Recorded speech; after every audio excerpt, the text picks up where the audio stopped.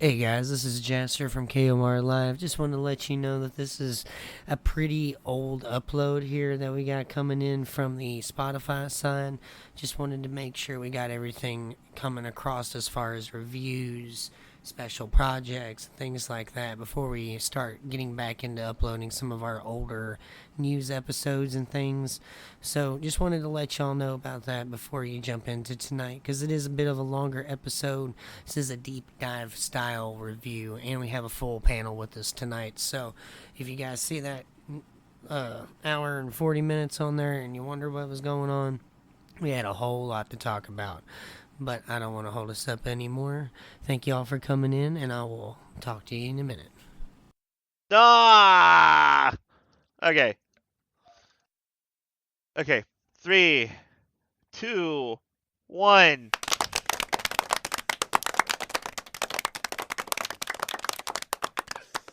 Alright, that was a little off. Let's try that again.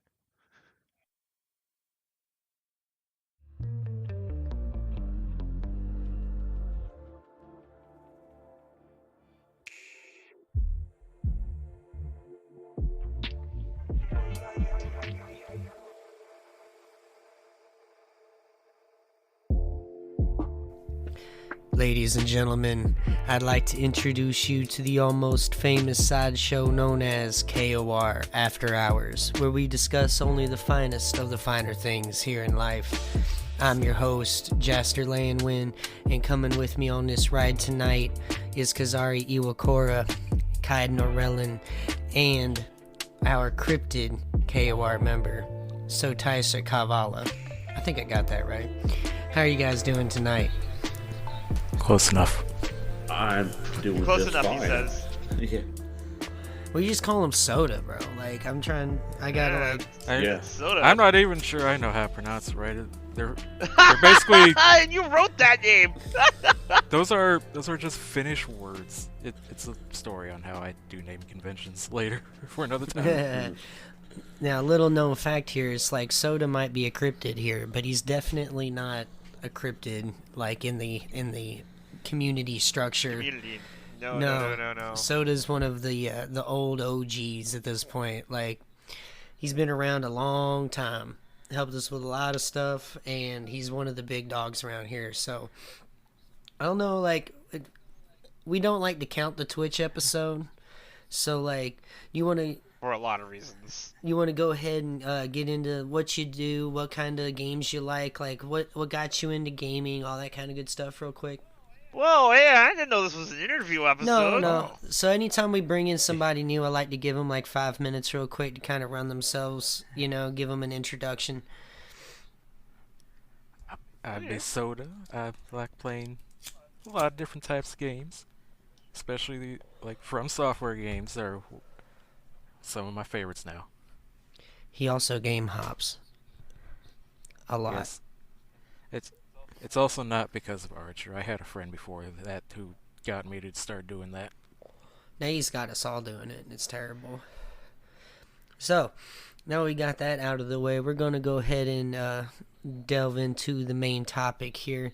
So, Armored Core 6 came out earlier this month, right? Or was it August when it finally came out? I can't remember the exact date. It was like right at the tail end Technically, of August. August 20 something, wasn't it? It's been just under a month. Okay. So we were wanting to go ahead and get a review done in this sweet spot of time between while people are still talking about the game, but to give everybody on the panel some time to process the game and chew through as much as they could before we got to it. So we do have people on the panel that have completed the game multiple times. We got people that have not completed the game, and we've got people who are fresh to the franchise here. So we wanted to kind of get a good mix of opinions and perspectives for this review. And also, I'll be recording the scores independently for everybody. That way, we can all figure out of a cumulative score of 100, what everybody thinks about this game. Okay? Oh, jeez. You just me to grade it? I'm asking you to put a number value on things, baby. If you want to, it's out of 10, no, so it ain't like it ain't the out of 5 bullshit. Right. I feel like Is it 100 or 10, Jaster? pick one of So, them. okay, what I'm doing is every category you're going to rate that category out of 10. And then I'm going to add all that, then multiply it by 2 to get a score out of 100. Because we got... There's 4 of us. There's 5 different categories that we're going to number. On a scale of 1 to 10, I give it a B. Oh, shit. Jesus Christ. I'm joking. Okay, so what we're going to do is we're going to go around the round table here, and we're going to discuss the 5 different criteria for this review here. So while everybody has got the floor individually, we're just going to let everybody say their piece. And then at the end of the category, we're kind of going to get into some little open discussion before we move it on to the next topic. Sound good to everybody? Sure. Yeah, sounds And fun. I'll go last, Alright. so that way after I go, we can open it to debate, okay? So let's start off with Soda, because he is one of our more seasoned pilots here. I think Kaz... No, I think on this panel right now, he is the oldest veteran of this franchise. So, the first category is gameplay, okay? So, like, you know how the game plays, but I'm also going to include multiplayer in here because this game does include multiplayer. So, what are your thoughts? And out of 10, how would you score it? Ooh, gameplay. That's high for me. Easily 9 or 10. Okay. Go 9.5 in between it. Because it just feels smooth as hell. All right. We'll say that half a point is because the multiplayer menus are janky as shit and hard to tell who's going or whatever. Mm-hmm. So, like, how does this compare, do you think, to others in the franchise? Because you've played it probably longer than any of us. It feels really good. The mechs feel like mechs. And I guess it's like 4 answer with... I'll say it's like 4 answer and that feels really smooth. It just ain't like crackhead speed. Yeah. I gotcha. All right, so you said you gave it a 9.5. All right, so next on docket is going to be Kaz. How do you feel, bud? So, when it comes to the gameplay of Armored Core 6, coming out of this, because, well, first off, I want to say that in the run-up to 6, I was doing a lot of replaying of 4A. I got a PS3 emulator on my PC, and had gotten a LAN network together with some friends, and we were doing infrequent Armored Core 4 answer fight nights. So, I already had my piloting muscles ready to go when this game dropped, and getting into it, I was very relieved to see that even though, yeah, it doesn't have the absurdly cracked out speed that 4 answer does, it still feels tight and responsive.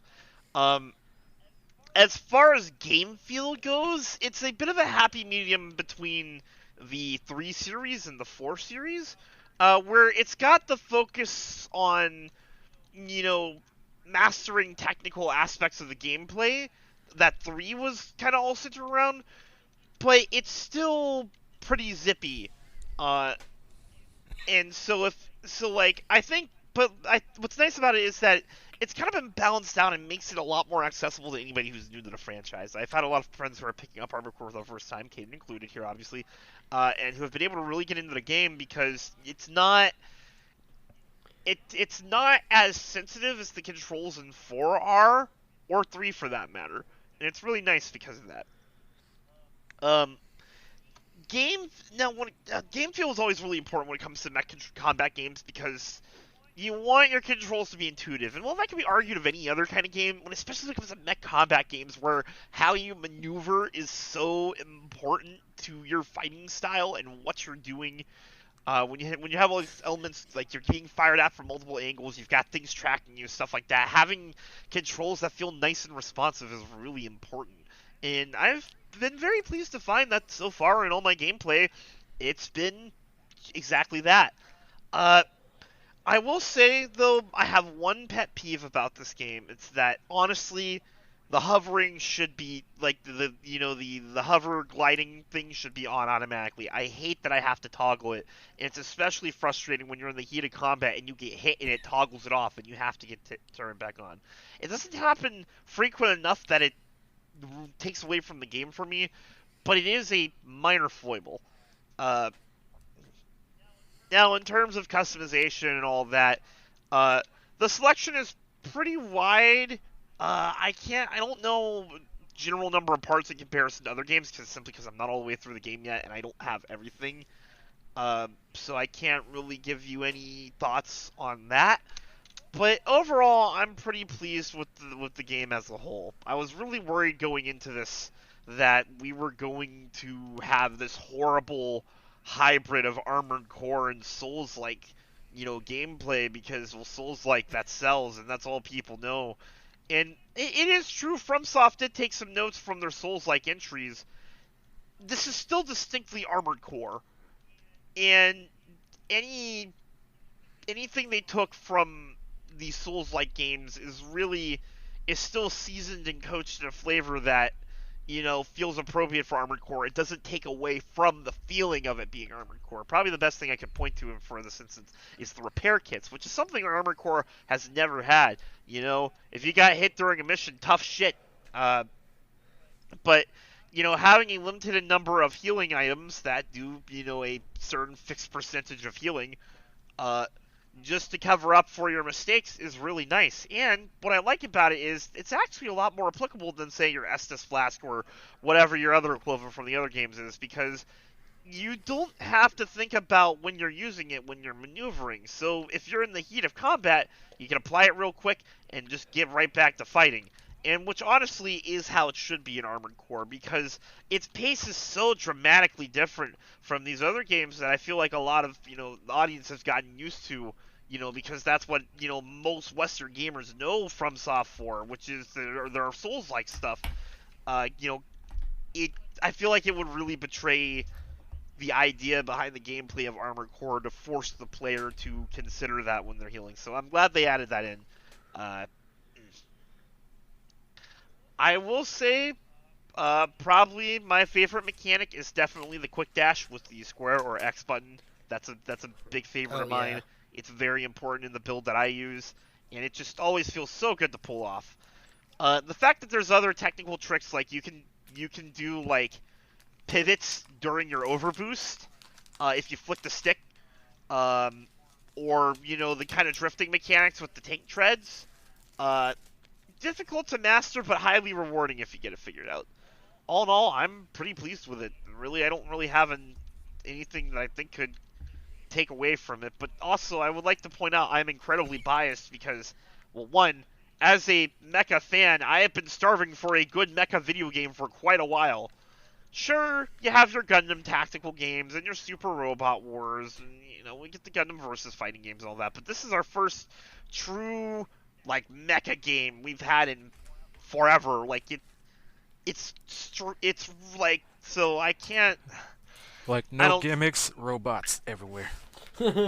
So it's kind of like asking a starving man, what this gourmet meal he just ate was like. He said that shit was fire. So if you were to give it a number, it sounds like you can't really. It sounds almost like you're giving it a 10. Sure, we'll go with that. All right, so I'll write this one down, but next time you gotta come up with your own number, okay? All right, so Kaiden, like Has pointed out, this is your first foray into Armored Core, but it's not your first foray into mecha games. So go ahead and give us your take on the gameplay. I like the gameplay, honestly. It's like, as some people mentioned, the controls are really responsive and all that stuff. I like the speed at which the combat happens. I mean, I for the most part, I've been playing Mech Warrior, and it's like with those, it seems like you're just more of a. I'm more used to the lumbering mechs, so this was kind of a refreshing change on that particular thing. But Yeah, the main problem I've had with it, I guess to say, was like the menus. Um, I had some trouble getting around some of those just because I didn't know about some of the options, and it wasn't immediately obvious to me. I play off keyboard and mouse, so I didn't immediately know that you could tab over at some points and see other options. So that's pretty much the only part where I thought that they could have done better is the user interface for the menus. But as far as the other stuff, yeah, I've been having fun with it. As I don't know much of what they could have done with the gameplay to make it better. I guess I'm having a hard time coming up with things that could that could have gone into that. So overall, in terms of gameplay and everything, just simply due to the difficulty with the difficulties that I've had with the user interface, I'd probably say maybe a 7.5 or 8. Really? Yeah, because like I said, I went through most of like I think up to like I was in chapter 3 before I found out about like where I could go to get the different body parts, and I was at like facing the boss of chapter 4 before I realized, wait a minute, I can tune my mech. Or like I have all these other extra tuning things that I could do to make my weapons like do more damage and such.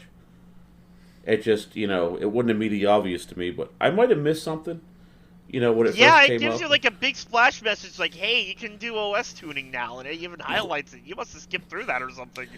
No, well, I mean, I knew about like the OS tuning per se, and that I saw where I could get like the terminal armor and such, but I didn't realize on the first see like the first page had all the extra options. I didn't know that there were options on there that were specific to that particular page, so I thought like the others were just like uh basically filtering out certain things that were only for certain parts. So that's why I missed them because I was like it's difficult for me to to explain it like I knew like the last tab seemed to be stuff that you could equip to your mech, like the terminal armor or the pulse armor or something like that, and the other stuff seemed to be like little extra stuff like, oh, now you can run when your mech is overburdened, or now you can kick with your mech and all that stuff. But on the first page you had the stuff where it's like, oh, now your kinetic weapons do like up to 15% extra damage or something, or you get more out of your repair kits. I didn't know about those stuff because like I said, I just had the assumption going in there that the first tab was all of them, the second and the rest of the tabs were filtered out for just specific things. So I understand. That's yeah, fair. and for me coming into Armored Core, I don't know if this was a thing from previous ones, so you know it might have been it might have been better if I could have gotten a little more of a heads up about something like that, or if it was a little more obvious. But I mean, it is what it is. Maybe yeah, I mean, you could just chalk it down to me being an idiot, but I'm pretty sure I'm not the only one out there that's made that mistake. There's also FromSoft's history of janky PC ports. Mm-hmm. Yeah, and I say that I'm pretty sure I'm not the only one out there because gaming journalists still exist. Oof. So he's likening himself to the bottom of the barrel. Just kidding. But I do Hey, I beat the first boss fair pre patch too. pre nerf. So Yeah, I survived Baltia's pre nerf. all of us did. That it is something. All of us did Baltius pre nerf. So that's some verification that we have played the game. So like I was told by Devin when I beat Balteus that I think we also mentioned in an earlier episode that me and Soda are tied for the amount of attempts it took us to beat him, which was 5. it's wild. Took me 3 days. Then again, like I had to do it in sessions. You know what I mean? So like, I'll go ahead and get into my part of it. So I got into the franchise round 3. That's what we got into it in the first impressions part of our saga here into Armored Core Fires of Rubicon. And I think that this game kind of merges the customization and the importance behind that mechanic of 3 with the high octane of 4, but with the quality of life of 5. Like, it really is one of those, like, love letter projects to a franchise from its developer, I think. Because in a lot of ways, like, it just feels good. Like, zipping around, doing everything, rocketing through desolate cities while you're blasting apart all kinds of other mechs that no doubt costed hundreds of thousands of whatever currency they're going on and over there. And I really can't deny that, like, there are moments where the little kid in me that used to play Four Answer is definitely sitting here, like, happy as shit to be here, you know what I mean?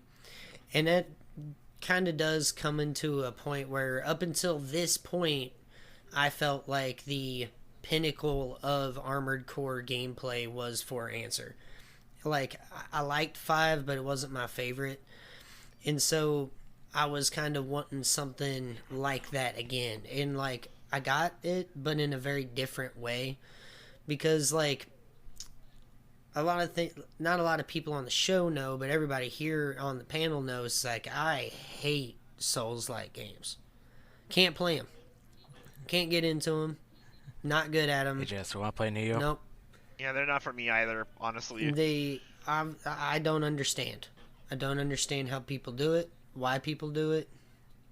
But This isn't because I like to torch you and them either, is it?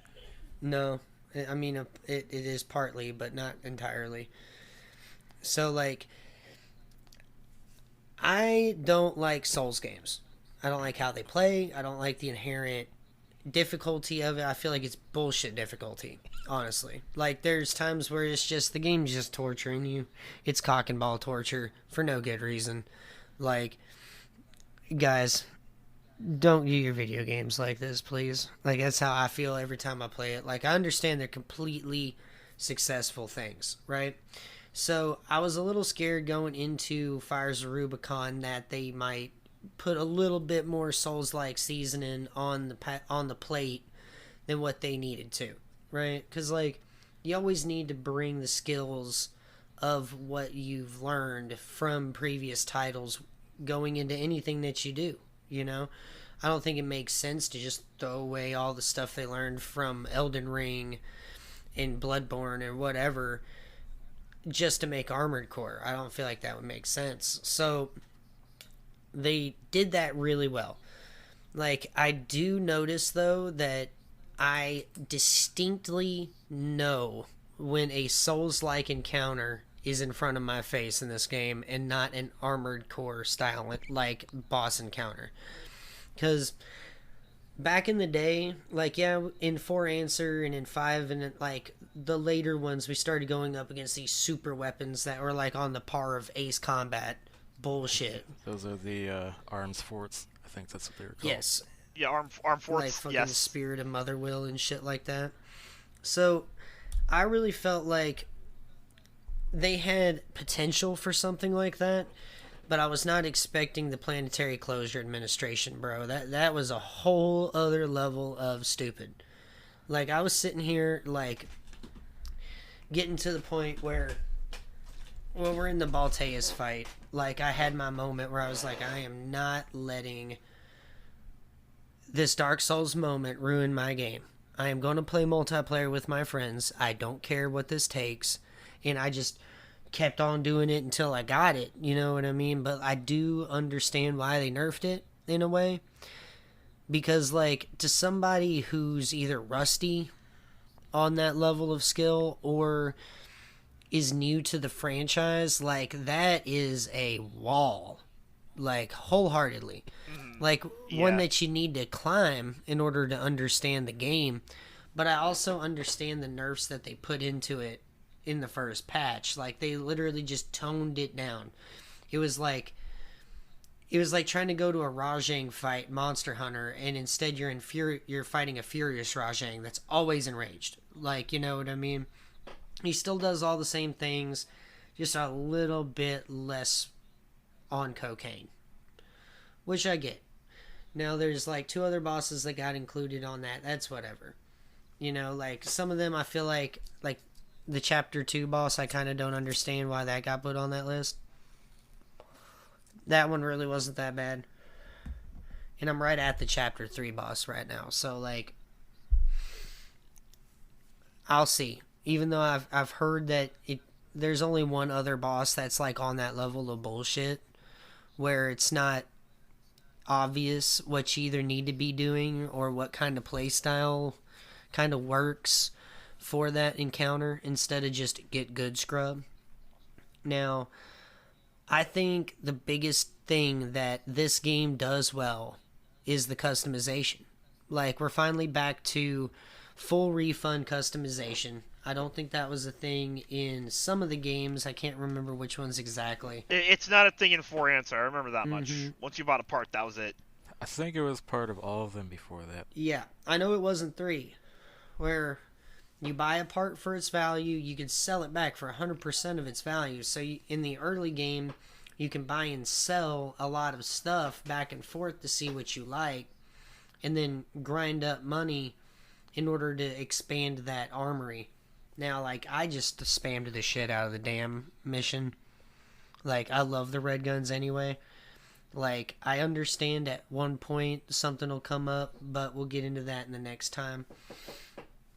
Now, I am completely fine with speedrunning stuff, and that's something I do like about this game too, is like the rating system.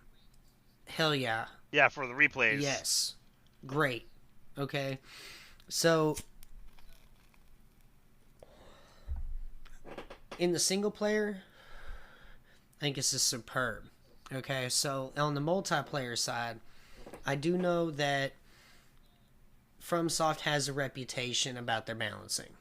We're just going to get that out of the way. There's a lot of times in their PvP section where things are not balanced, and they don't really care to do much about it.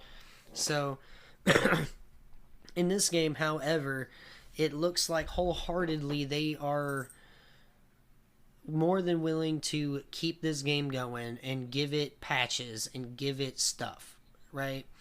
So we're starting to see in the early pre-patch PvP meta where the lasers were just beating the shit out of everybody, okay? Like the kinetic weapons, the bullets, the linear rifles, they were not properly scaled to damage compared to what the lasers were, right? So instead of nerfing the lasers, they just brought up the all the projectiles to do more damage, which that's great. Like the KoR fight night we were able to have a whole slew of different builds and stuff, and it felt good. Like, yeah, Kaz got on a roll, not gonna lie. I did. Yeah, no. For those who were not there for that stream, I think my final match scorer rate was like 9-0, I think. It was crazy. Now, if we're talking about rounds, it was like 18-1. I think Chester beat you once on the refuel map with the Electro Gypsy. That's right. Yeah, it was 9-1, but like still, I got on a fucking tear. I know I beat you one time in one round. I almost had you in the second round, but yeah, I screwed up badly. It was because of the power of sandwich.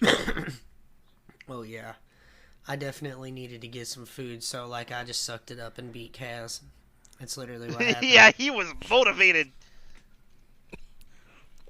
So, I am excited to see where this game goes in its multiplayer, because it seems like the first time that they are committed to making something out of it. And the way that it's built, the way that it handles is awesome. So, I think overall, I'm going to give it a 9 out of 10 on that, because like it is pretty much everything I wanted, and everything I could gripe about is just that. It's gripes. You know what I mean? It's not like, oh my god, this is unplayable, or oh my god, you can only do this if you're running the wheelchair build. You know what I mean? Yeah. It's completely doable, completely playable, and yes, the game does have bosses specifically tailored for certain builds. I'm sorry, that's how the franchise works. Yeah, it really is. That's not this game specific. It's not a new thing they're trying to do. No, the customization of this game is the selling point of your mech. Doing whatever you want with it, whenever you want with it. And that freedom is a whole part of the story and everything, too. So, like, at this point, we're going to open it up to general discussion here for the gameplay. Like, I know we all said our piece and everything, but if somebody's got something they want to say or rebut something... Yeah, no, I'm glad you added this section in, because I had some additional thoughts. One thing that I really actually like about this game is the featured enemy system and the rewards you get out of that. So in certain levels, there will be optional enemies that are tagged for you, and you can completely ignore them if you want to, because they're never essential to the mission structure, and more often than not, you usually have to go out of your way to find them. The first one they do for this is part of the mission, but after this, they say, go find them on your own, bucko. But there is rewards for going out of your way and getting them. You get these special credits, basically, that after you get a certain amount of them, you get a special exclusive part that you otherwise would not have gotten otherwise. And this is already on top of the Armored Core tradition of having parts hidden in levels. So if you really want the good stuff, you got it. It's not just, oh, we'll get the money and buy it from the shop. You gotta hunt down enemies that are probably gonna give you trouble. You have to examine your environment closely and look where you go. There's this, one of the first examples of this is in chapter 2, when you're going to go to the cargo launcher, and you're heading through that whole factory, basically. And there is a boss fight with another armored core that, unless you go looking for the part in that section, you never encounter otherwise. He's an opponent in the arena, but you'd never see him in actual gameplay if you didn't go hunting for that part. And I think that's really cool. I love it. No, that is good. And it, like, for a game of its scope to really kind of give you some exploration is kind of different. You know, like... Not only exploration, but incentive to do it as well. One thing I don't really like is that scanner kind of sucks ass. Well, yeah, that is one thing I've been discussing with other players, is like, there's really no real way to gauge how good your scanner's refresh rate is. I mostly try to use it to search for the hidden parts, and it just kind of sucks at that. Well, remember, it's a local ping, not a wide range one.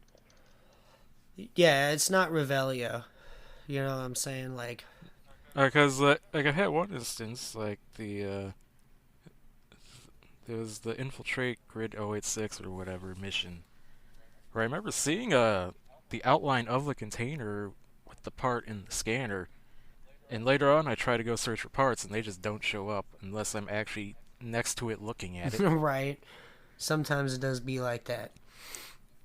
Now, I feel like, as far as pace, I think Kaiden said it best. Like, it's snappy, it's responsive, you know, but it's not For Answer. Like, I will give For Answers so much love, but that game was on crack, bro. Like,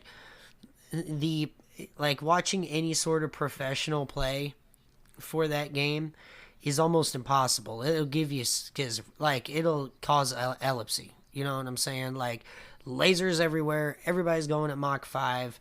You're like, even the spider pods with the 2 howitzer cannons is going Mach 4. You know what I mean? Like, it... I can confirm, because I had a land boat build in a For Answer that had the massive 2-part launcher on it. And then with twin grenade launchers on the arms, and even that thing was going pretty fast when it was flying around. So it's probably one of the things that I'm like in the list of games where I just am in awe of the pros. Put For Answer up there. Titanfall 2 is also in there. Oh my god! Of what? Like, how do these people process all this shit going on? I can't fathom it. So, I think we're going to wrap this part up here. Yeah, Kind of, that's pretty much my extra thoughts on that. I feel like it's going to be a longer episode. Sorry, Devin. So, but that's after hours. Sorry, Devin. We're hitting him with 2 of these in a row. Yep. Oh man, we gotta pay him. Can we So can to we love like you long send time. the till around or something? Right. I'll send you some corn next year or something. And so before we move on to our next topic, I would like to bring up all of the extra stuff. Okay. So thank you all for tuning in and listening to the show. It's all really appreciated. And if you like what you hear, feel free to either give us a rate on Spotify if that's where you're listening to us. Give us a follow. And there's also a donation link in the description so we can get Devin some of that cashola. You know what I'm saying?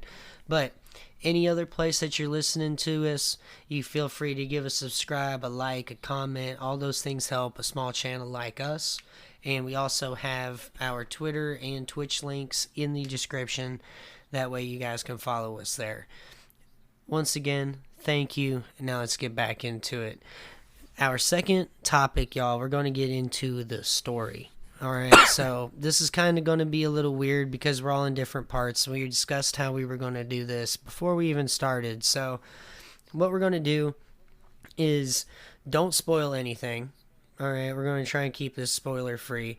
But you can talk about the general topics of what you like about it, how far you've gotten, how this compares to the other Armored Cores or other games, you know, like give it like what you feel like the story does well without spoiling it before you give it your rating, okay? So we're going to start with the Soda, who has completed the story, by the way. It's kind of weird to try a scoring story in an Armored Core game, but I'd probably, maybe give it at least like a 7 or 8 because the story's never really been like the forefront of Armored Core. I agree. I think it definitely does enough. They keep it interesting if you want to look for things or try to pick up little lore bits about their world. And also because the story is generally just you're a mercenary, go do mercenary things. Oh no. It's enough for like AC veterans. That's enough. People who want like big fancy stories, they always complain about that kind of stuff. But it does its job. Also, Iguazu's a little bitch. I actually, I'll save this for the end, but there is a story about Iguazu, okay? There's a lot about Iguazu, all right? And I'm not talking spoilers, I'm talking like symbolism. So you gave her an 8, all right? Now, Kaz, you're a little farther than I am. So what are your thoughts? Yeah, I'm like approaching the end of chapter 3, I want to say. I find Rubicon as a setting incredibly fascinating. This is the first time we are off of Earth, which is pretty crazy to think about. It was, when it came to Armored Core, it was really only it wasn't a question of if we would leave Earth, it was really a question of when. Because over the course of the series, Earth gets progressively worse and worse, to the point where by the time of the events of 4 and 4 Answered, it's a bombed-out wasteland. Most of the civilians are either living deep underground, or in sheltered, or in orbital cities, you know, high up in the atmosphere. So because the surface is so bombed out and radioactive, and we're making it even worse because of the goddamn nests. Which, by the way, do you know how radioactive nests are? It's insane. Which are the ACs in 4 and 4A? They're fucking insane. Like, even the pilots themselves are mega radioactive. They literally steep you in, like, basically reactor cores while you're not sorting. It's fucking crazy. I just hate how they call them next. I just gotta get that off my chest. I mean, it's to differentiate them from traditional ACs. And damn, do they need it. I just hate the name Next. Can they choose something else? They needed something Gundam. And when we arrive on Rubicon, it's already seen its fair share of shit before we get there. At this point, Rubicon is basically a trap for everybody on it because the what's the name of them? The APC? The Rubicon PCA. yeah, the Planetary Closure Administration. Yeah, the PCA have already locked the planet down and basically have turned it into a prison for everybody that's there, and they don't want any more people going there. You can tell this by the ships, which are not made for combating AC's mind, because all their weapons are on the underside. Those are ships for subjugation, not combat. And they like using them too. Holy shit. I mean, that's fine. I have fun running them, so it's keep throwing them at me. Right. Understandable. Now, in terms of tone, this is lighter than 5 and 4, but when I say this is lighter, this is relative on the Armored Core scale. Armored Core has always been a bleak dystopian corporate hellscape. It's really just how fucking bad it is really the question. And 4A and 5 were probably at the worst it got. Rubicon isn't totally under the thumb of the corporations yet, which is nice.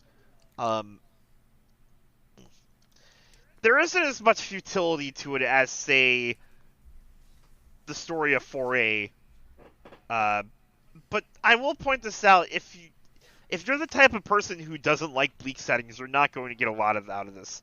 I actually had a friend who just dropped the game because he was not enjoying the story, simply because he didn't like being a silent mercenary, working for corporations, oppressing people and all that stuff.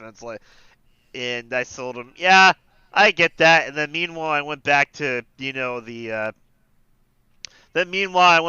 bombing the Rubicon Liberation Project. Subjugating the locals, as it were. And put on his own. It's like I'm an experienced Raven. It is what it is to me. So it's sometimes you get that outside perspective and you go, oh yeah, I guess this is a little fucked up, isn't it? We all know it's messed up, but we're so used to it and desensitized to it, True. Especially veterans, or it's like, yeah, getting a story is cool.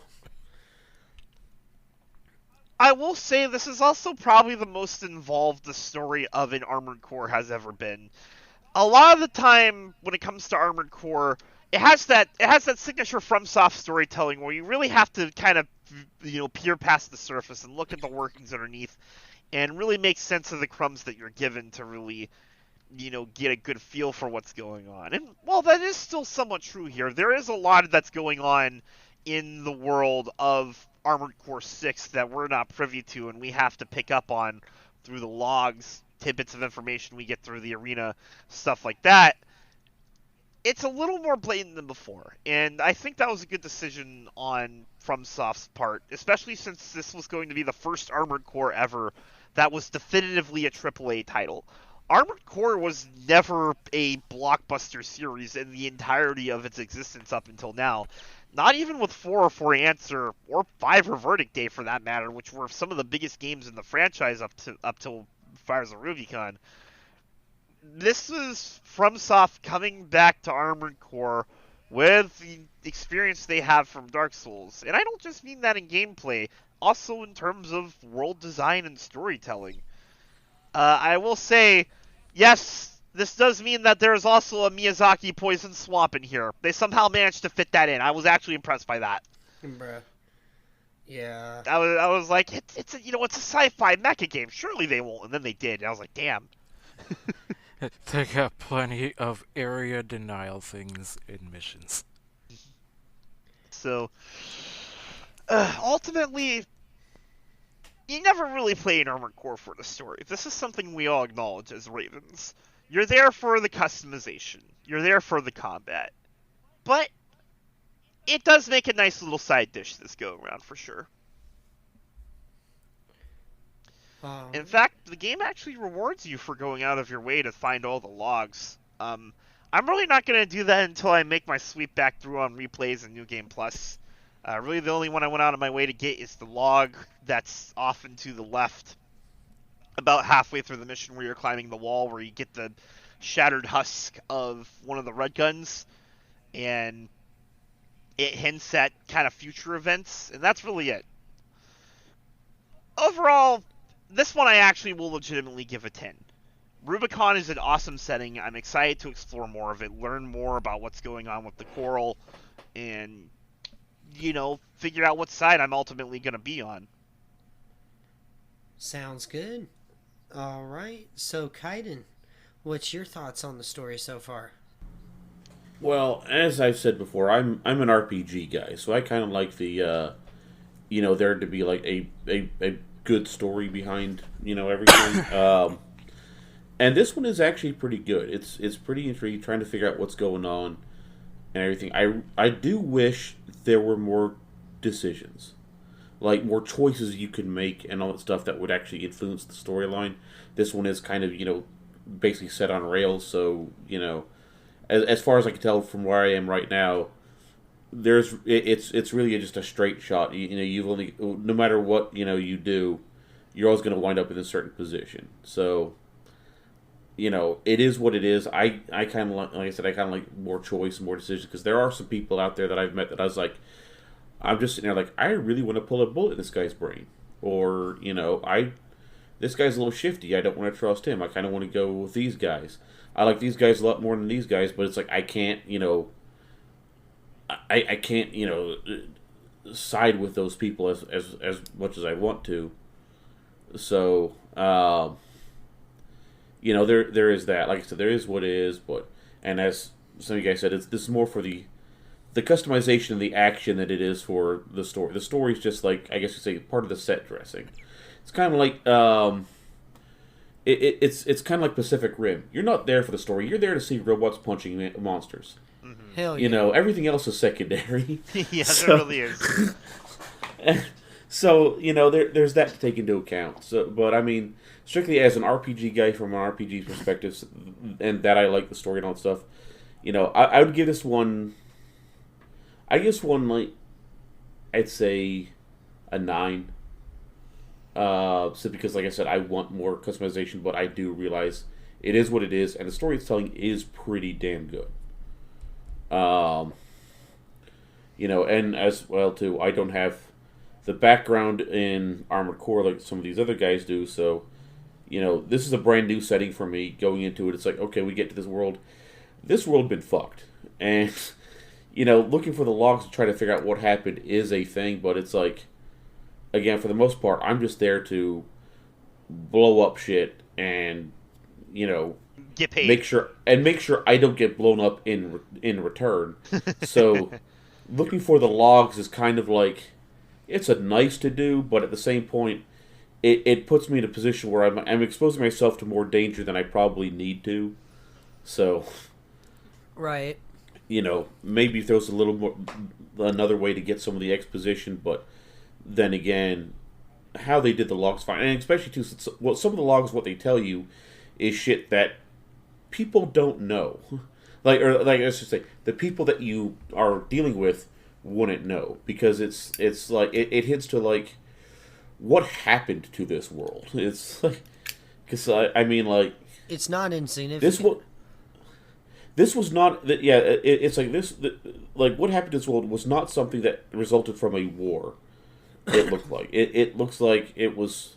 Well, I mean, they refer to an event. What was the fires at Iblis or whatever? Right. Yes. Or Ibis. Yeah. It's like it's yeah.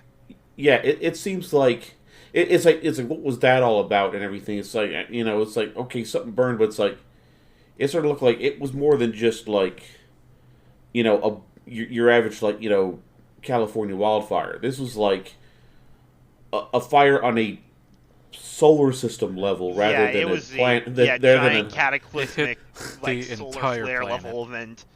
Yeah, This was some. like I said, it's like somebody wanted something dead, and they weren't joking about it. My God, they did it. Yeah. Turn the shit By into God, Mad Max, bro. Well, they either did it or they gave it they gave it the old college try. From what I'm seeing right now, I don't want to get into any spoilers or anything, but it's like, I don't know. I don't know if they succeeded or not. But and then also too, it's like the choral stuff, figuring that out because it's like it's like okay, it's a power source. It's like I was sitting there talking to Soda at one point. It's like is like when they're talking about it holding information on stuff. It's like is this going to be the fucking live stream from Final Fantasy VII? And it's like it's a power source, but also people snort it. Yeah, people snort it. It's a power source, and there's people in it. So it's like from the looks it's like nuclear level power source. Like they get shit tons of energy from this. Yeah, it's like this is the live stream from Final Fantasy VII because it's like it's like Shinra was sucking that up for Mako energy. Yeah, okay, but either way, yeah, like I said, it's a good story. So like I said, give it a 9, just because branching, but then again, I'm more of a story guy anyways. Understandable. So like on my side, I ain't gonna lie, like I was kind of in the camp where I'm like, damn, there's actually a story here, because like I came, like I said, from all these older games. Like 3 was literally like attack the spaceport, and that's what you got. You know what I mean? Oh man, it's even more bare bones than the early ones. But at the same time, it's kind of weird because like there's The Last Raven and there's Nexus, where there's like 6 to 18 different endings. You know what I mean? And each, like, there's some of these games in the series, Kaiden, where I feel like if you like Mech Warrior, you could probably get around the older, more clunky controlling of the mechs to really get better stories. You gotta start with the 3rd generation where they have analog support. Yes, definitely start with 3 and Nexus. Like, they are the better. I have an entire graphic dedicated to this on my desktop that I saved. I can shunt at you later. It's worth it. But like this series has seen a plethora of different vehicles of storytelling and different ways of conveying that story, but they've also been a very show not tell kind of story where you're usually the one doing the thing, and they'll comment about it, and that's the story, you know what I mean? So when it comes to Fires of Rubicon, like I was just kind of intrigued because like you guys said, like Earth is a shithole by the time we get out of it. Like I'm sorry, Earth is a shithole country in Armored Core. It straight up is. There ain't nobody there. It's all bombed to shit, radioactive. The water kills you. Like what plant life can you farm? Everybody's living either in layered, the bombed out shitty underground city capital of Earth, or in some of these other like settlements spread across the world and shit. So like it's pretty bleak, right? So they decided to take it to space and do the same shit there, Yeah. Like that wasn't gonna help, But I think where people get caught up on Armored Core's story, all right, because this is like, in my opinion, one of the first real stories they tried to tell, maybe outside of Nexus or The Last Raven is actually a really good one. I will say that I did like experience that, and then also brushed up on it in some Armored Core lore videos. That dude's pretty good, by the way. Shout out to that guy. There's so much that can go on. They've got so many different ways of connecting you to the world of Armored Core, and this is no different. Like, I think in a lot of ways people expect more out of a story of this type whenever, like Kaiden says, they're either more RPG or open world players, or they're like people that watched a lot of TV and then just started gaming or something like that, and they want their story more openly conveyed to you, like somebody's telling you it, and that's never been Armored Core. Like, you get a lot of exposition about what's going on around you, but you are the one experiencing the events of the story, right? So there's not really a whole lot extra to go on there, and they expect you to extrapolate a lot of stuff for yourself. Now, the fun thing about trying to get into the specifics of the deep lore of the story is something me and Kaz talked about earlier before the stream, is a lot of these guidebooks and a lot of these interviews and everything that really get into the meat and potatoes of the lore of the franchise is locked away in Japanese translations that us over here on this side of the pond have a really hard time getting around. So if anybody would love to translate those to English, we would love you forever. 100%. That's really more for the older games. I don't think there'll be a problem with this one. No, I get that. But for the people that like get into a franchise and really want to deep dive into the franchise's lore, I do think that does pose a problem. Sometimes now there's people that are really trying to get the stories out there, and those people do deserve support and love. And I think with this game, it did a really good job of setting you in the role of an independent mercenary whose thing is to only really get paid. Like, you're not even really someone who's making the decisions for yourself. You know, not until later on in the story. Like, you have a handler, right? Like, you've always had someone in the franchise tell you what to do or tell you what missions to go on. So, like, your character is never the quote-unquote hero in a more traditional fantasy sort of sense. So, I think it's just a tone this game and this franchise is set, and they're not deviating from it. Like, it's like Gundam becoming a pro-war anime out of left field. Like, no one would like that. You know what I mean? Like, I don't think FromSoft makes stories that would fit well into a traditional Tolkien vehicular device as far as how it's told. Anyway. So, like, with that, though, I'll give it an 8. Mostly because, like, I do agree with Kaiden that there are a lot of ways that they could have given us more as far as how the story plays out. Because that's always a huge selling point to a game whenever it's there. You know, you get to make decisions that get to count.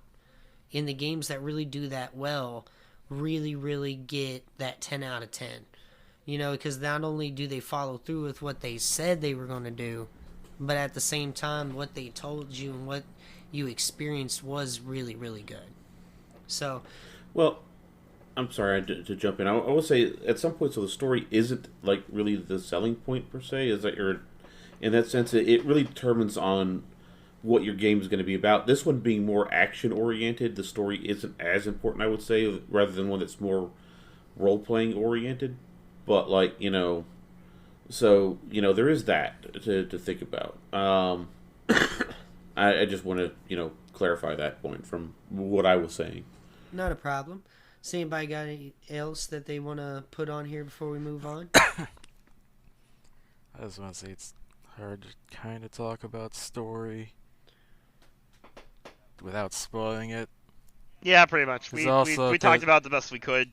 Because like you know that there's branching paths in the game, and you, at least in the first playthrough, you're not gonna see a whole lot of branching paths until like chapter 4 and 5. Mm-hmm. The only time I've really seen it is like there are some points where you have missions marked decision, where like if you do one, then others close. But I don't know that it's actually affected the story really at all, because it seems like whatever you choose to do, someone else took care of the other stuff, so it's all wrapped up and fine and dandy. I think it's like where in the second playthrough you get like you'll see a new choice, which seems to open up more that I don't think you would have gotten in the first playthrough. Mm-hmm. And that's another thing, is like in order to properly experience this game, you do have to beat it 3 times in order to get the full 100% understanding of what's going on here. So like that might be a thing for people. They might not like that. That's also just kind of how this story is formatted. Now, let's talk about Iguazu really quick, because I wanted to bring this up. This is pretty interesting. So, Iguazu is named after a deity that came out of a river, I believe, in South America. I believe it might have been Central America. It's a New World god, okay? And the dude was basically an incel. Alright? So, he was sitting here in love with his wife and everything. And his wife goes and runs off with like a beaver or something like.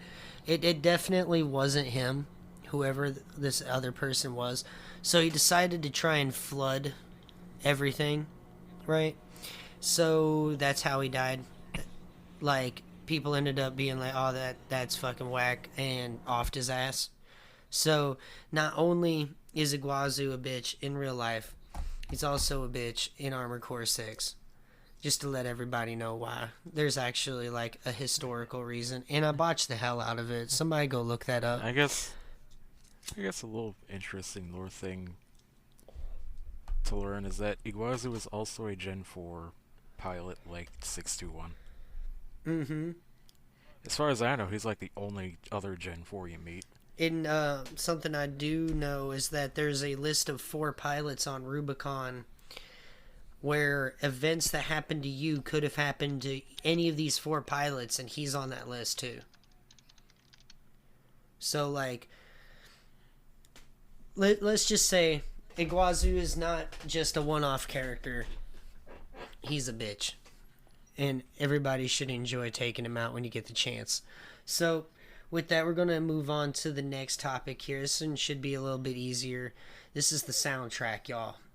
So, like, this one you just got to be like, how you vibing with the tunes, man? And with that, we'll start with Soda. I will say I'm probably not the best to rate the soundtrack, because I kind of tunnel vision into combat and don't pay attention to the soundtrack sometimes. So, I guess I'll go with... I guess we'll just go with 8, based on what I have actually paid attention to and listened to. And also, just from watching videos of people do really love the soundtrack in this game. Hell yeah. Alright. What about you, Kaz?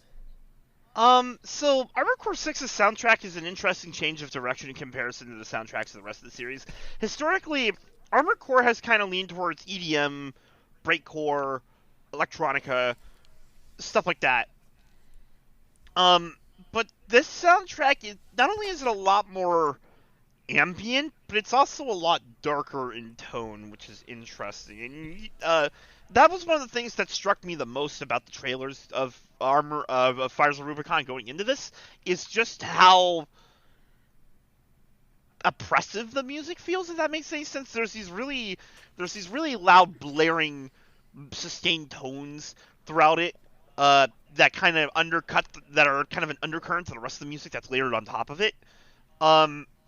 And it kind of really helps sell the feeling of like what Rubicon is like, which is this world that basically literally has a giant orbital blanket of guns pointed downward because they don't want anyone getting off of it. I haven't been able to give the soundtrack too much of an extensive listen to really go, oh, I really like this track, or this track is particularly interesting. But so far I've enjoyed it. I'm just going to give it a solid 8.5. Just as a general score, until I can actually get down to the meat and potatoes of it and really give it a good listen. All right. I'm not really a music expert by any means. That's really more Devin's thing. But I have enjoyed what I've listened to, because it just so happens that the genres that they've leaned into for this particular entry are a lot of what I like to listen to. So we'll pump it up to a 9. 9? All right. Okay. Not bad. All right, Kaiden, how do you feel? Honestly, I really can't score this particular one, because most of the time when I'm playing, it's either when I'm talking to you guys and watching one of y'all's, streaming stuff, or I'm listening to Sabaton. And so any music that is playing in the game is completely overridden by other stuff. Joachim Alright, Broden. so how well does Sabaton go with Armored Core? There we go. It really depends on the mission and the song, but there are. I mean, Sabaton's got some bangers out there, man. I tell you what. Sabaton, obviously their whole shtick is they write songs about like historical battles and stuff like that. When can we get a song about the Fires of Ibis, huh? Well, when the Fires of Ibis actually happen, I suppose. I mean, which we can probably expect here in, I don't know, 5 years, 6 years. Yeah, right. I'm joking, but Looking forward to it on the next album. no, I mean, obviously there are some songs that don't fit the occasion. Like, I mean, the Final Solution and Baltius just don't mix.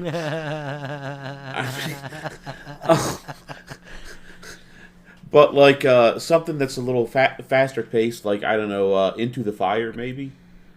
Yeah, sure, that's about the Vietnam War and all that stuff, but That one's a good one. it's got that fast pace to it that kind of matches the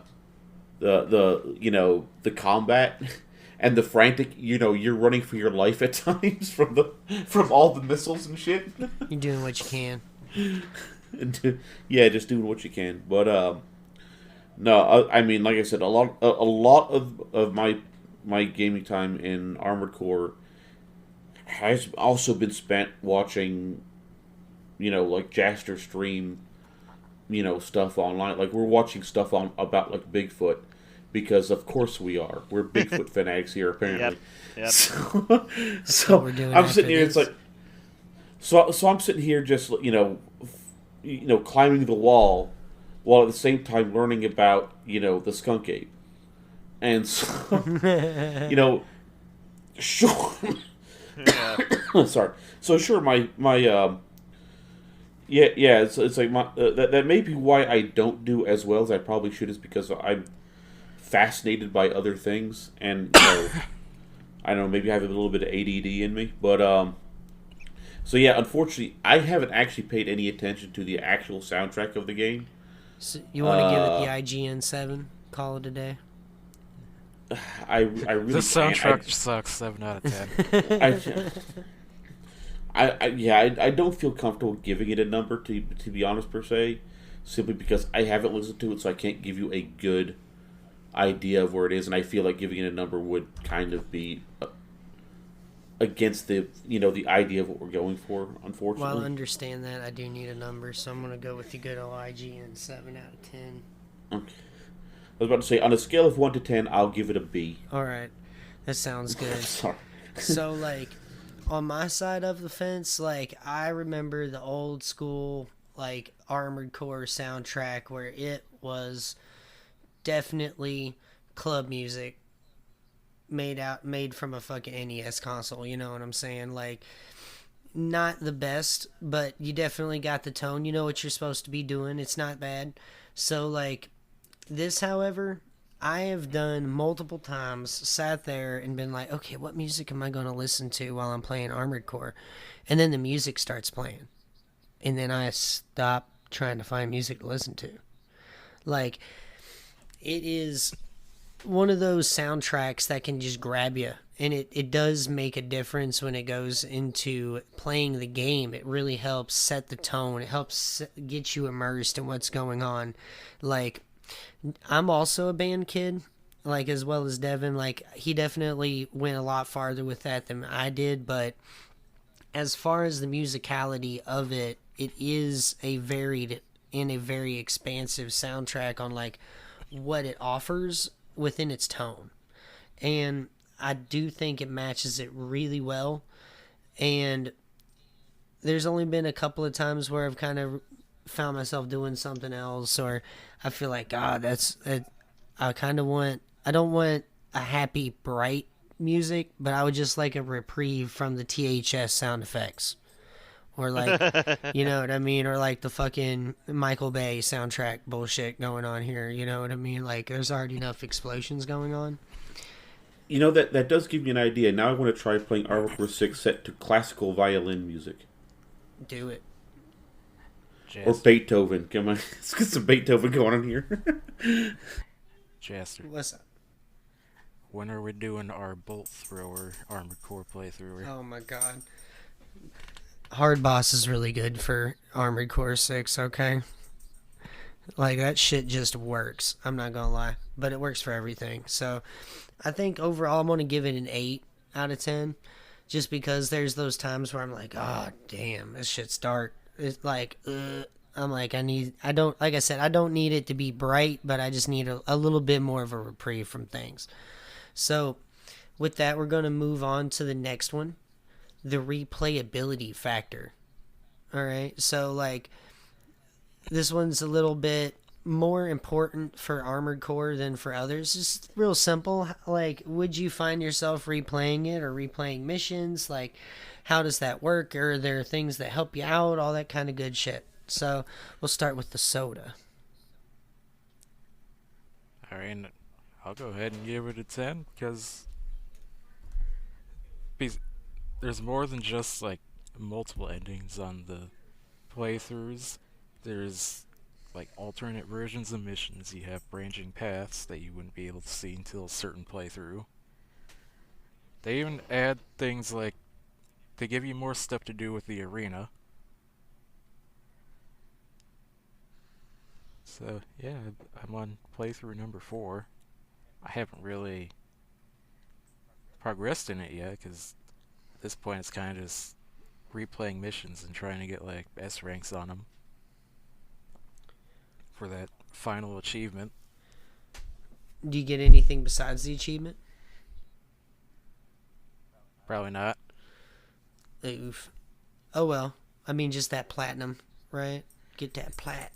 If you're a completionist, it probably feels really good. Not me. All right. So, with that, I guess we'll go on.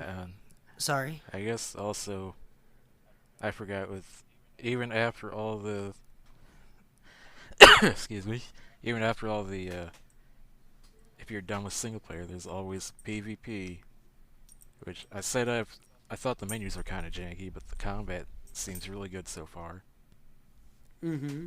And I mean, hell, the fact that like For Answer has a fight club that Kaz was is it still going? Well, I mean, we're doing our own fight nights here at the KoR. Like, we'll do that more often, and like our stream participants, they'll be able to join in. Like, there's always gonna be replayability in PvP. Absolutely, and like I said, they're gonna actually try and like do that instead of just like one patch every year, if they need it or not. So I guess with that, we'll go ahead and move on over to Kaz. How you feeling about that replayability? Alright, well, the game in and of itself has not one but 2 new game pluses, not to mention there is the, fact that, there's the optional fights to go do, there's the arena, there's hunting down the files. There's plenty to do in this game even after you're done with the main story, so I'm also going to give it a 10. Alright. Not bad. Okay, Kaiden, how you feeling? I'd have to do a little more work with it. As far as like the replayability goes, I'm a little put off by that. Like, I get like if you want to know the full story about what's going on, or as I've been told, you have to play it like through 3 different times. Mm-hmm. So like I said, I'm a little against. Also, too, I'm not really big on PvP, so that kind of aspect doesn't appeal to me as much. But I mean, as Cass said, there is a lot of extra stuff you can do to look around and everything, as well as playing old missions helps you get better at the game. Obviously, also too, it helps you get money so you can get the more equipment. Because like just going through each mission once, you're going to be starving for equipment that you really need. So, that it does sort of require that you do replay old missions at that particular point. So, but like as far as like playing through the whole game all over again, I mean, without there being like major branches to the the storylines or anything, I don't know if I would be really wanting to play it again, other than having to play through it for to figure out the full extent of what's happening behind the scenes and everything and whatnot. So again, I'd probably give it. It'd be lower for me than obviously for you guys, because I mean you guys love all this stuff, but I'd say probably a 7 for me. All right. Just because. Yeah, like I said, the some of the replay stuff just doesn't appeal to me, and Like the other stuff, it's like, as far as I can tell right now, the game is too linear for me to want to play it again. After I get done beating it. That's understandable. And I mean, like, the varied scoring is the whole point of having a panel, you know what I mean? We want to have a little bit more diversity, a little bit more technicality to our review process here. So that is all well and good. So I mean, I don't want it to come out like I'm shitting on the game, because it is a solid game, but just, you know. Between me, Jaster, and Kaz, that's a lot of bias right there already. Oh, hell yeah. Yeah. Like, I ain't gonna lie. I admitted my bias up front, so. I do think there's a lot to say about that. But on my side of it, I feel like replayability is an important part of a game. It definitely was back when we were reading game reviews back when we were kids, right? Because games had to last, right? This ain't like today where there's so many games being published where, like, you can just spend all your gaming budget money on new games. You don't even need an MMO. You don't need a gacha game, you know what I mean? Just pay for new games all the time. Like, it's easy, right? Now, back in the day, replayability was an important part of a game. It's why a lot of JRPGs like to advertise back in the PS2 era that they were 100 hours to 100%, because they wanted a lot of replayability factor. And I still think that really does play a huge part in video games today. So when it comes to Armored Core 6, I've got to give it a pretty good score, right? So, like, even the games where, or even those nights where I'm like, I just want to play some Armored Core, but I don't really want to do anything too technical, I'll just grind for money. And there are plenty of good missions that you can just run really quick and do it and get the repair costs down and just fly through them 6 or 8 times, you know, and it just feels good to do it and get all that money together so you can make some purchases that you want. And the fact that you can go through the story multiple times and there's a reason to, that's good on the replayability side, maybe not so much on the story side. Now, I think Armored Core has always done replayability well, and it's something I think From Software understands about the franchise. So I don't think it really changed too much from its franchise roots in this regard.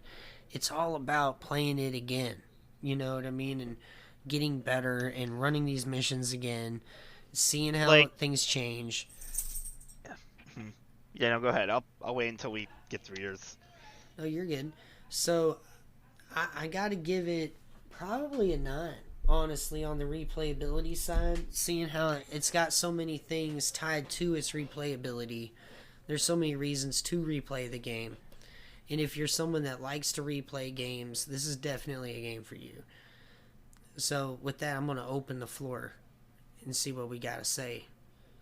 One thing the replayability of this game has going for it is that there's not a lot of busy work, which is something that a lot of games nowadays have problems with. For instance, I will point to Insomniac's Spider-Man, which is an awesome game. I love it. But holy shit, there's a lot of busy work. Like, get the backpacks, you know, go to the weather stations, you know, get the police antennas, you know, landmarks, secret landmarks, you know, Fisk hideouts, you know, demon hideouts, you know, active crimes, like, Skyrim. So much shit to do, right? Radiant quests. Yeah, It's goofy. So, but what I like about this is that, you know, it doesn't have any of that. Not to say that, this kind of game design is bad. There is a place for that kind of game design. Like in Spider-Man, which is an open world, you know, you want your world to be filled with things to do, lest it be an empty sandbox. And mind, this isn't a game where I can just have fun for 2 hours swinging around a city and not actually doing dick all. So, that would be funny. Just rocketing around on your mech and just sitting out in front of like a toxic pool lake for like seeing the sunset. You know what I mean? Bro, I wish there was just an open Rubicon mode where I could just fly around and enjoy the wreckage. That would be pretty cool. there is a ghastly beauty to it all. I've always been a big fan of urbex, which originated in Japan as haikyo, which is exploring ruined places and stuff like that. Um, and a lot of the fun of that is enjoying the beauty in something that once was, but appreciating it for what it is now. If that makes any sense. Right.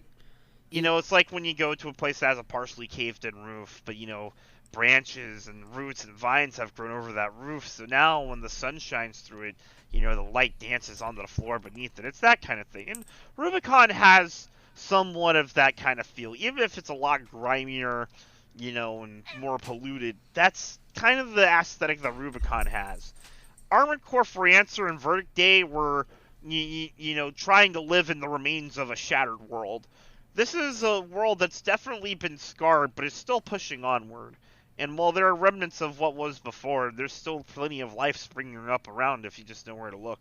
And that's something I really appreciate about this game. But that has more to do with design and aesthetic than it does replayability. I'm definitely going to give this multiple playthroughs. I'm taking my time with my first one, but once I'm done with this first one, hoo boy, you're going to see me tear through this game like it's nothing else. If you were to compare this to previous From Software games, there's always been some replayability for like different even in reasons. the original Armored Core, that one was 2 playthroughs. To the first time to get the normal ending, and then the second time to get the true ending. So multiple playthroughs has kind of always been a thing for mainline Armored Core. I agree. So it's a part of the franchise. They do it well. I think that gets us onto our final topic here.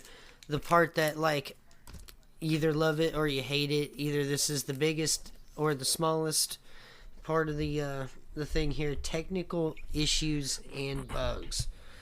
So this is, how did it launch on launch day?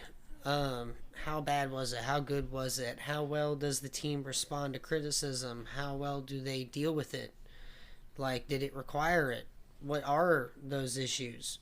And to start this last portion off, we're going to start with Soda once again. I think on the topic of technical issues with games, I don't know, I think I'm probably a weird one to ask about that, because I generally have good experiences with technical issues, no matter the game. Just look at my playthrough of Cyberpunk versus Devin's when it came out. Yeah. That was ridiculous, bro. Hey, with Armored Core, I can't think of anything really that I have had trouble with. I have crashed one time and that's it. I think I have as well. And now, have you gotten to play too much multiplayer PvP outside of with us? Not really. But it does, on that side, it seems like with issues with, I guess more on balancing side, it seems like they are going to address things, and I think, I don't know if FromSoft has stated it, or if it's just conversation I've seen between people stating that there is also balances that are targeted specifically towards PvP. Mm-hmm. I'd probably go with a solid 9 on how my experiences were with it. Alright, not a problem here. No, alright, so I can get your total here put together. What about you, Kaz? How you feeling? So, FromSoft's history with PC ports isn't exactly the greatest. Infamously, the original PC port of Dark Souls was horrendous, and they opted just to leave it alone and never fix it. Dark Souls 2, I don't think they really started getting PC ports right until they hit Dark Souls 3. So we're well past the era of worrying about, is the game going to be an unplayable mess, when FromSoft ports it. I, as somebody who literally installed it as soon as it was ready to go on launch day and was playing it for all of launch day, it's fine. I haven't had any technical issues. I also have had a random crash, but it was extremely circumstantial, and I've never had it happen to me again. So no problems on my front. Even the capacity of this game is amazing. Even when you've got graphics at full blast, and there's like a bajillion things being shot at you, it still manages to keep a steady 60 frames per second. I've heard stories of people running this game on high settings on, what are potato rigs essentially, and it plays just fine.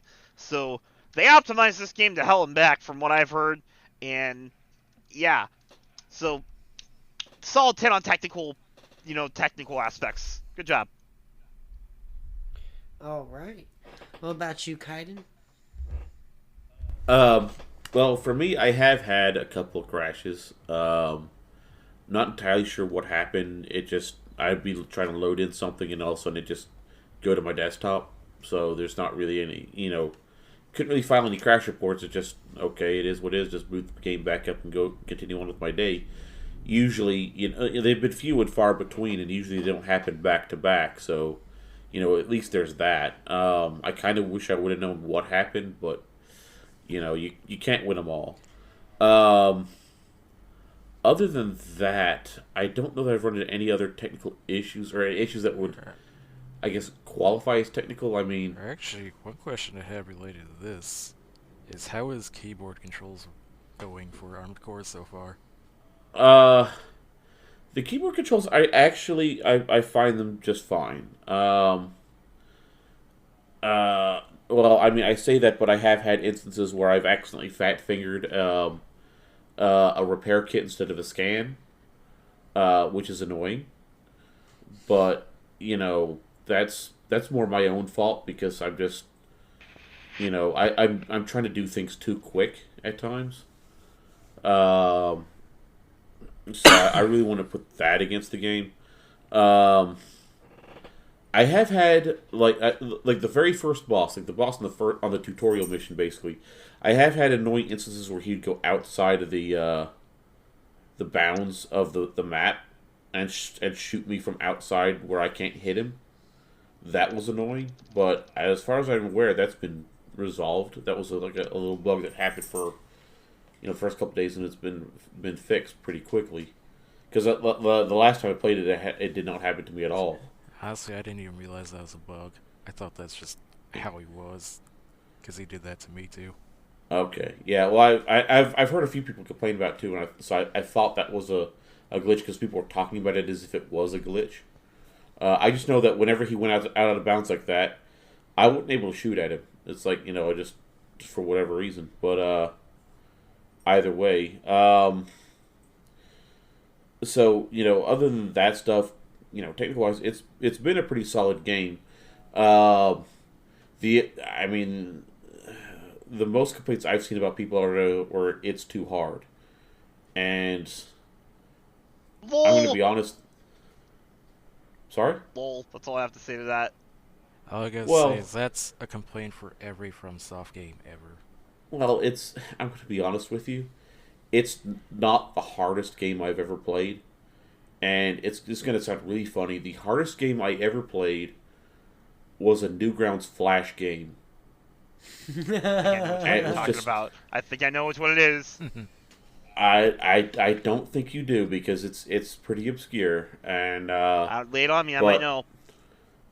I don't even remember the name of it. It was just you're playing as some demon thing or whatnot, but it's like it was like a Souls game where it's like you had to have like like at some point it's like you had to hit the dodges on like a specific frame or else you were fucked. All right, yeah, I don't know what the fuck you're talking about. I thought you were gonna bring up the impossible quiz. No, no, no, no, no. This was not it. This was a completely different game, and it might have been a porn game. But beside the point.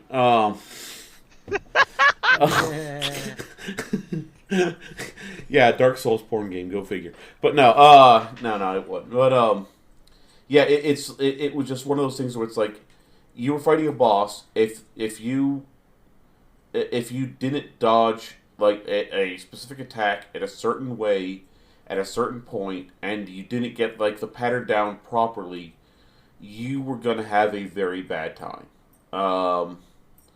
So yeah, that was, in my opinion, much harder than this game could ever be.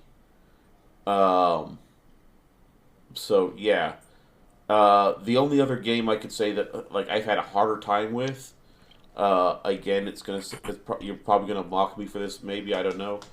It was I think it was Dead or Alive 4.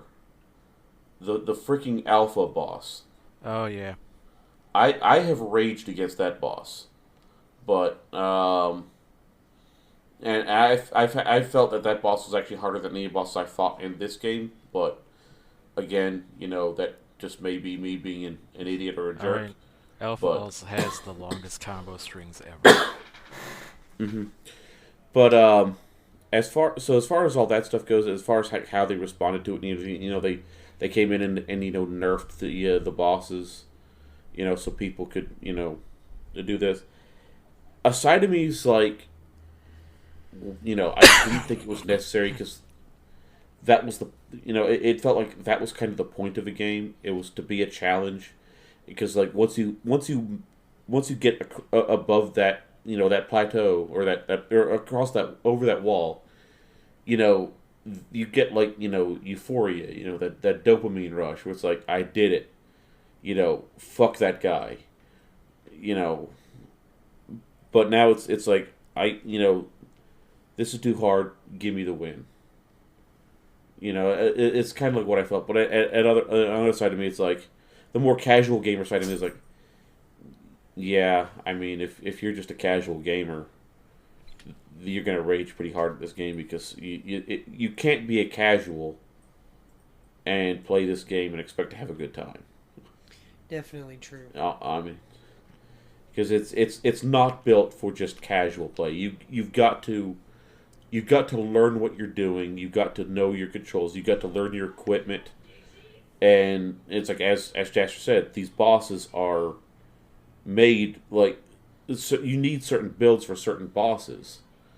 So that's why again you have to replay some of the missions so you get the parts that you need for certain bosses. Because I just there are some builds like yeah I love this build. I love like running a light build, but against certain bosses, that's not viable because I just can't get the equipment, the firepower I need to bring the boss down.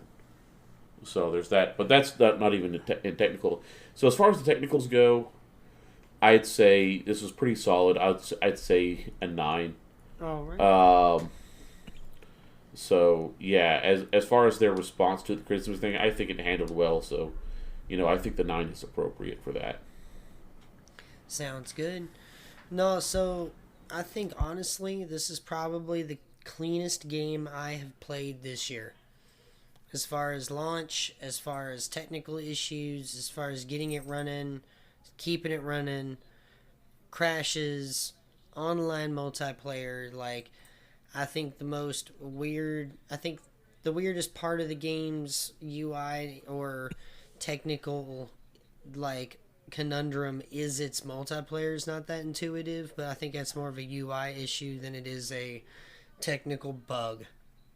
But I think that's probably the biggest ding on the game right now. And everything that is an issue for the devs, they are rightly dealing with it. And like I said, like the coolest thing about this game is that it's getting active support. So even if it did have a rough launch, which it did not, that's something I do like. Where, like, a game that just launched a couple days ago, Payday 3, is having MMO levels of issues with its servers. In mine, Armored Core wasn't going to hit billions of dollars in revenue its first week.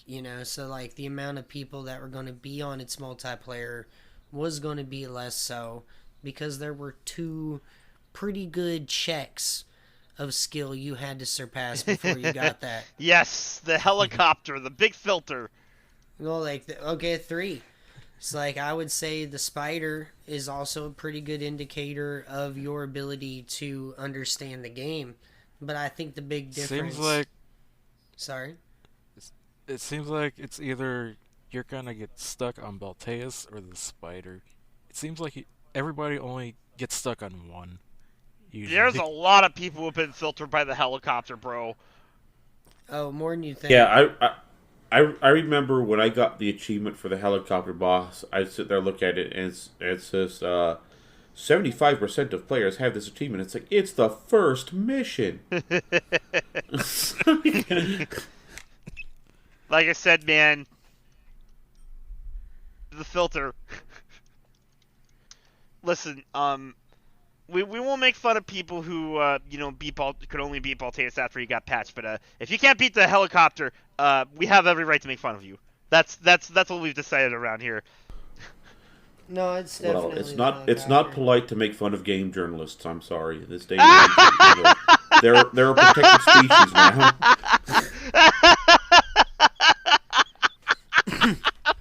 God damn it! Yeah. Like how species was the word, like they're on critically endangered lists or some shit. Oh man, I wasn't fucking. Well, this day and age, they kind of are because people think they're a joke. I mean, that's why we started this podcast. You know what I'm saying? Like, I think when Jasper finally beat it, I was like, "Congratulations, you're now better than a games journalist." oh, I already was apparently. You're now at like the level of a normal person. Oh no, a normal Souls fan. And get past the regular. I just remember seeing that one journalist like play through the Cuphead tutorial, and I'm like, going back to watching that, it's like there's no way in hell he touched Armored Core 6. Yeah. He probably didn't even make it to the first boss. He probably didn't even make it out the first fucking door. Dude, I don't think his career made it past Cuphead. I was about to say, I'm pretty sure that man got shamed out of the industry. Because part of the reason game journalists are like that, they're people who couldn't make it into whatever journalism industry they wanted to, so they end up settling for game journalism because the level of the barrier of entry is so much lower. Which is crazy, because there's they're basically people... like failed film critics or like actual journalists that couldn't make it. Yeah, but that's to a degree that's kind of bad because it is bad. It's 100% bad, and that's why nobody likes game journalists because they're not in it for the games. Yeah, it's like somebody who makes a failed movie, so then they end up having to make like a crappy CW show or something. Yeah, exactly. I mean, the idea behind games journalism is actually sound. It just after a point, it seems like people kind of forgot what it's all about. I mean. And it's simply it was supposed to be give people accurate reviews on games, so that way they're better informed about how to spend their money because money is a finite resource, especially for a lot of games. Listen, game journalism died when the gaming magazines died. That's all I got to say about it. Even then, I feel like they were just there to sell copies too. Yeah, I mean, it is what it is. It's nowadays you got to rely more on a gaming magazine advertising to me, shock of all shocks. I know, right? That's why we're here, baby. Yeah, I mean, I remember growing up and watching X-Play religiously, and then I found out the guy hated me the entire time. So. True. Yeah, no, X-Play fucking hated RPGs and Japanese I games. Love so X-Play. yeah. No, the host of X-Play is like the former. Oh yeah, no, I know about Adam actually said he hated gamers. I'm aware. Yeah. So that shit was that was a very public breakdown. Yeah. Meanwhile, Morgan Webb quietly dropped off the face of the earth because she was like, "I'm not interested. I don't want y'all people. Get away from me." Man. Well. So with. I mean, I found out I actually check all the check boxes for Adam Sessler hating me. Damn. I mean, it's So. That was just that was sad to think about because I remember watching X-Play. I remember loving the show. That was one of the things that actually inspired me to buy Knights of the Old Republic, which was one of my favorite games of all time. Mm-hmm. All right, so Jaster, you got our tallies, buddy? But back then. I got y'all. So we're gonna start off with Soda, who scored Armored Core 6, Fires of Rubicon with an 89. We got Kaz over here with a totally rocking score of 98. We got Kaiden with an 80, and I bring it up to an 86. So overall, the KoR panel scores Armored Core 6 Fires of Rubicon with an 88 out of 100. But don't let that fool y'all, guys. That's probably going to be on the Game of the Year discussions for this year. No doubt. At least a couple people. Oh, 100%. So, we probably are going to do this in the future, and we probably won't be having the highest scoring games because, like, I hate giving something a 10 unless it's, like, ridiculous. You know what I mean? It's like, oh, God. Like I said up front that I got a lot of bias going into this, so that is just... Like, some of them, I don't think I can really rate it definitively, so I just gave it, like soundtrack. I just give it an 8, I guess. Fair enough. So, still more accurate than games journalism. So with Anyways, that, everybody, we're going to wrap up tonight's episode of KoR After Hours. We appreciate everybody for tuning in. And like I said before, if you like the show, feel free to give us a rate, a follow, a share to any of your friends, family, listeners, anybody out there that might enjoy it. And we appreciate each and every one of you. Good night, and bye-bye.